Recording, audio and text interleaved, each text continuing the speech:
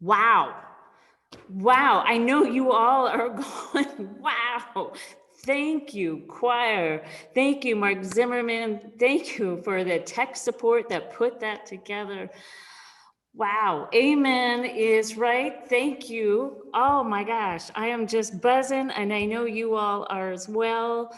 This is just one powerful hint of what this community is capable of. Wow, thank you. Thank you all. I'm gonna start with a story. This is an ancient story, it goes back to the days of King Solomon, ancient Israel. King Solomon ruled over a vast empire, and he had the captain of the guard, Benaiah, who was so dedicated to his king. He would do anything for King Solomon. In fact, one day King Solomon overheard Benaiah boasting to some of the other soldiers about how he would do any task that the king would ask of him. This surprised King Solomon because Benaiah was usually a humble man, not used to boasting. So the king decided, well, maybe he needs a lesson about humility. So he came up with an idea. He beckoned Benaiah to come to him and he said, Benaiah, I need something very, very important to me. But the king was being mischievous. He was about to ask Benaiah to go find something that did not exist. Benaiah, he said, I need a magic ring. I know it's out there, and this magic ring has the power to make happy people sad and sad people happy. King looked at Benaiah. Benaiah didn't flinch. Of course, King Solomon, I will find this ring for you. And the king said, and I need it in 6 months, okay? No problem? Great. Benaiah bowed and left on his journey. He started in the city and looked and talked to all the jewelers about this ring that made happy people sad and sad people happy. None had heard of such a ring. He went and talked to all the goldsmiths and all the metal workers. None had heard of such a magic ring. Benaiah thought perhaps it is from a far land. So he went out beyond the kingdom and found on the travel routes a great caravan. He asked each and every one of the merchants, have you heard or do you have this magic ring? All shook their head and said, no, never heard of it. Then Benaiah went to the ports and talked to the ship's captains and all the ship workers. None had heard of this ring. The weeks and the months were passing. Benaiah was getting more and more bereft. He could not create this wonderful gift for his king. And as he was wondering what to do, he was walking on the road and he saw there on the side a young boy, just in rags, with an old cloth set out in front of him, selling a few old trinkets, some bits of jewelry worth nothing. Benaiah wanted to turn every stone. And he said to the boy, have you heard of this magic ring? The boy shook his head. No. But behind the boy sat his grandfather resting under a tree. The grandfather heard what Benaiah was asking for in this magic ring. And he came forward and he said, I think I can help you. Benaiah was shocked. He surely had almost given up hope when the grandfather offered him a glimmer. Of course. And the grandfather said, just wait here for a moment. I'll be back in a little bit. The grandfather went into his home. He took a small, simple gold ring and he inscribed some letters on the outside.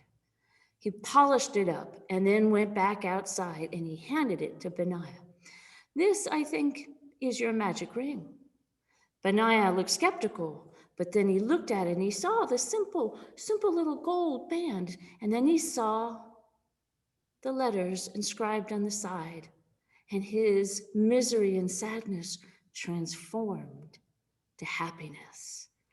He thanked the grandfather, paid him well, and rushed back to King Solomon to show him that he had found exactly what he was looking for. When he walked into the kingdom and into the King Solomon's big room, there was a feast going on. King Solomon was so happy with the feast. And then he saw his most loyal captain soldier. And he said, "Oh, I will not let this man suffer. I will tell him right away that I set him up with an impossible task." Benaiah approached the king and bowed, and King Solomon saw that Benaiah was very happy. King Solomon was puzzled. How could he be happy? And Benaiah held out in his hand the small ring and gave it to the king. The king picked it up, saw the simple gold band, puzzled, but then he saw the inscription on the band.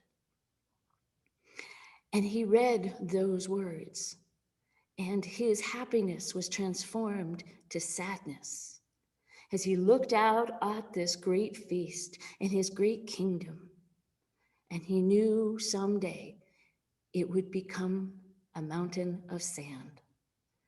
On that ring, the grandfather had inscribed in Hebrew, Gamze Yarvor, Gamze Yarvor, this too shall pass. This too shall pass. It was a life-changing moment, a life-changing story for King Solomon. His heart was transformed. He took off his great big emerald ring and he gave it to Benaiah in gratitude. And he put that gold band on his finger and it gave him the wisdom that he needed until his dying day. It's a wonderful story, isn't it? And you may have heard it before. Pete Seeger used to tell this story.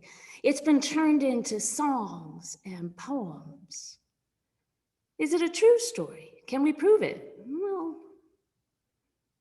no, we can't prove it. Is it a myth? So no proof is necessary, but yet it is true, isn't it? This story, we're told, was born over 2,000 years ago in ancient Israel. Or was it?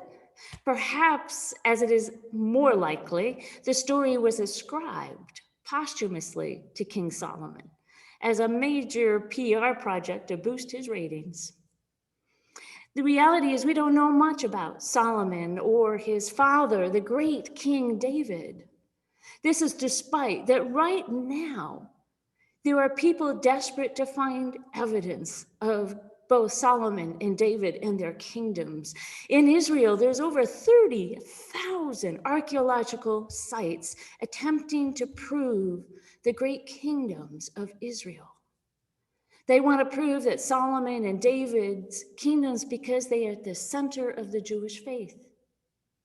David was the king, the second king of Israel, creating what is called the united monarchy. It was vast and glorious according to legend.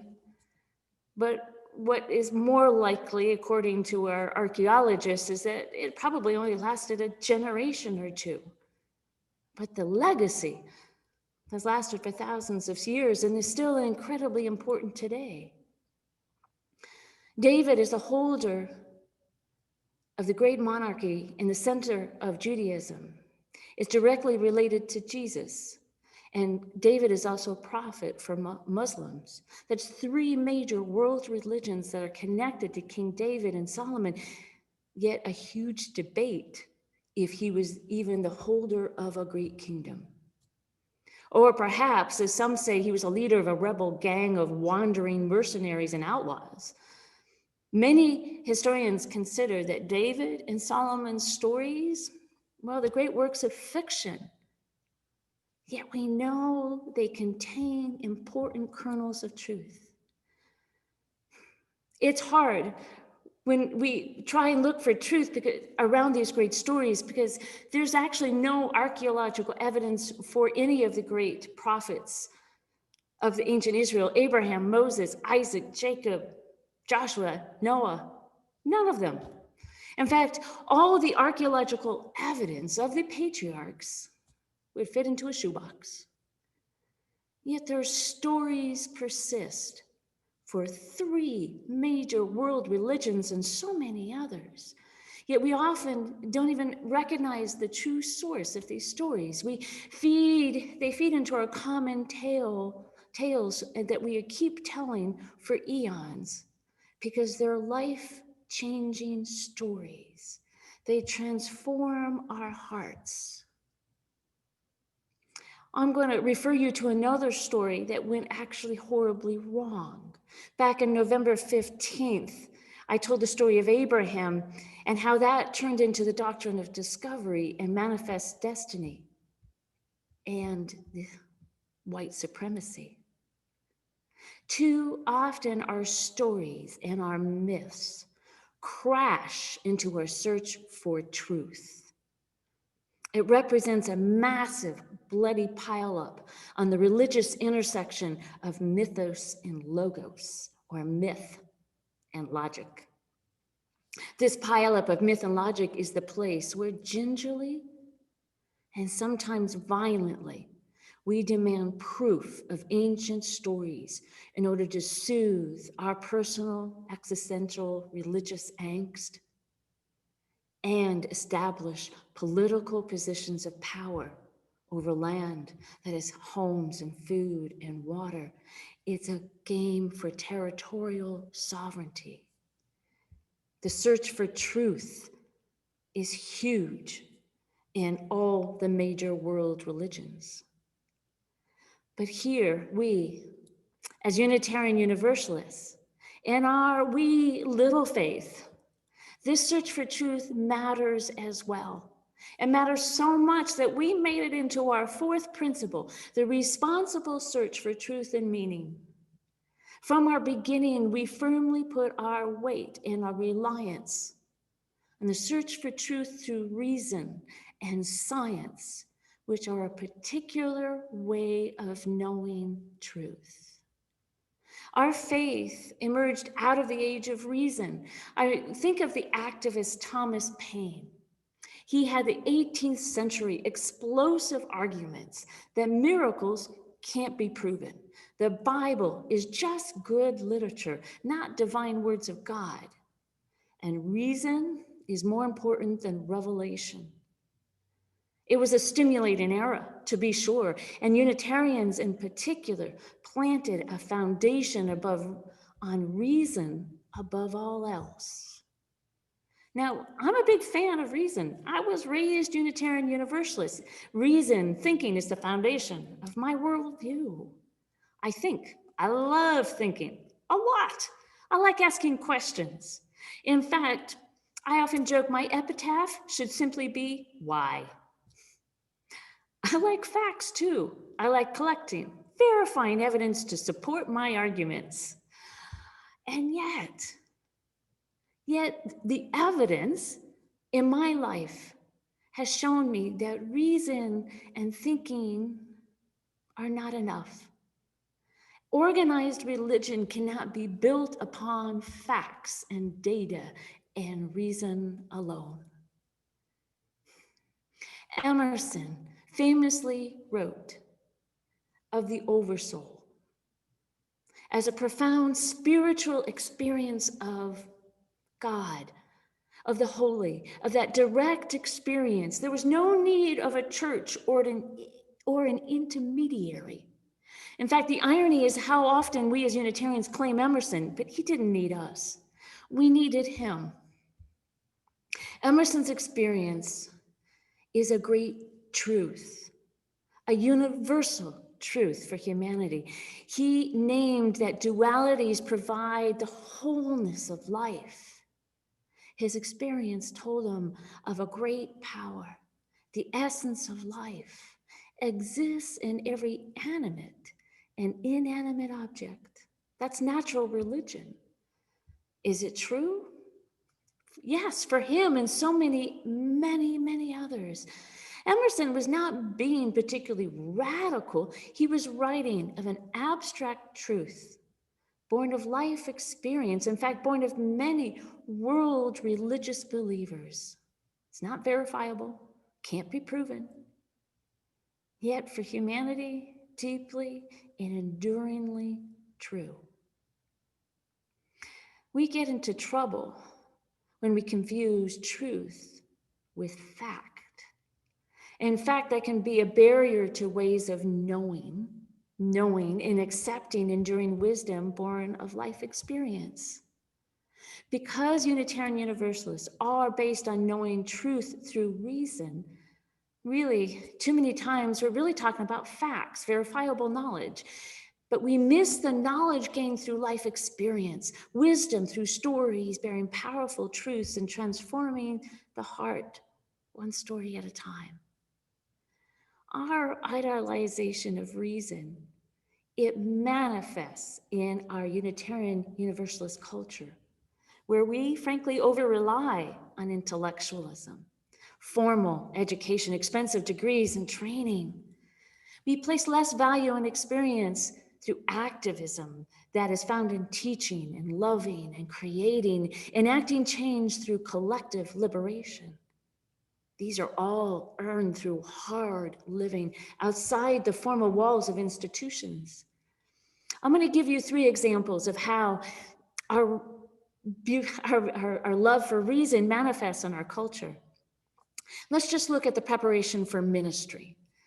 The Unitarian Universalist Commission on Institutional Change published an amazing book this summer called Winding the Circle of Care. I highly recommend it. We'll put it in the chat later for you to find out how to read it and get your access to it. But it recommends giving credit for life experience in preparation for ministry, in addition to formal class credit. In fact, my seminary was an alternative education curriculum, did just that. I got so much credit for life experience, I blew way past the required credits for graduation, in addition to my classes that were required by the UUA. We know that life's biggest lessons are often not found in academia. Here's another example. When we welcome visitors, and we often ask without thinking where they went to college. We place value on formal education instead of asking about their life story. And one more example that actually applies not just to Unitarian Universalists, but to white culture. Not when we don't believe people who bear truth in their lived experience. That's where things can go horribly wrong with racism. We can't verify, we can't prove when someone's experienced, for example, a microaggression, an act of racism.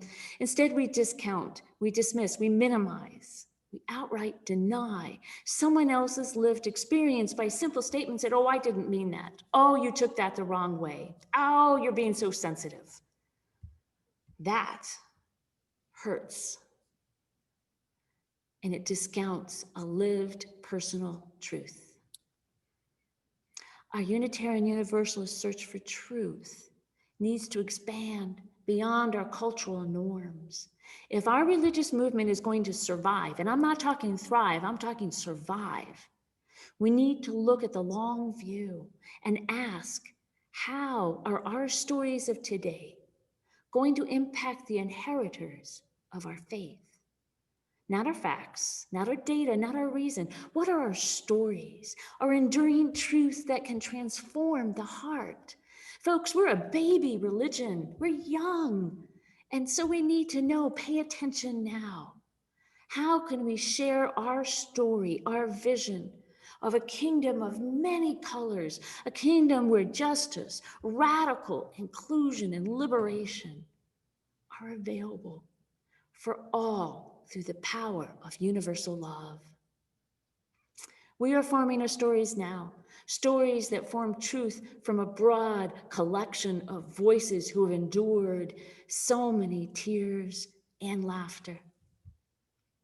Emerson's view of the oversoul offered a way of knowing that was radically different than the white, male, educated leaders of Boston that he was living amongst.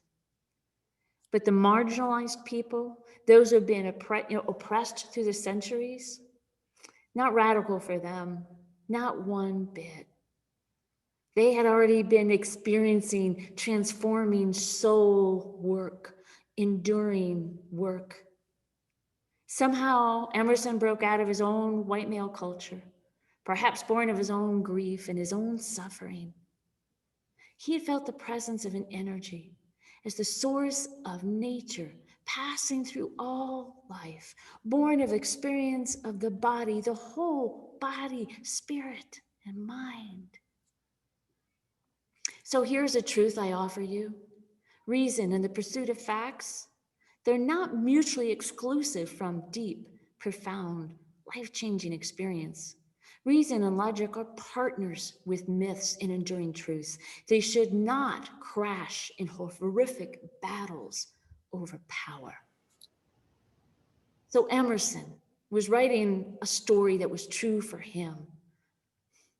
He wrote of the oversoul, that it breaks through our intellect. It is genius. We need to have our mind open. He called out, when it breathes through our will, for it comes to the lowly and simple, it is virtue. When it flows through our affections, fully accessible, it is love. My charge to you, my beloved, find those Unitarian Universalist stories that endure for you.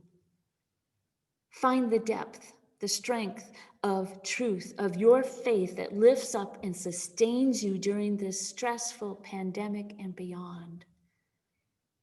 Look for those moments, and I suspect you'll realize you have already found your long sought truths. Do not build on foundations and facts or reason alone. These are mountains of sand, and they will pass. I ask you, what is transforming your heart? What will last through the millenniums? I suspect it begins and it ends with love. May we all find the stories of our personal and collective religious experience, and then tell the tale of its truth. Blessed be, and amen, my people.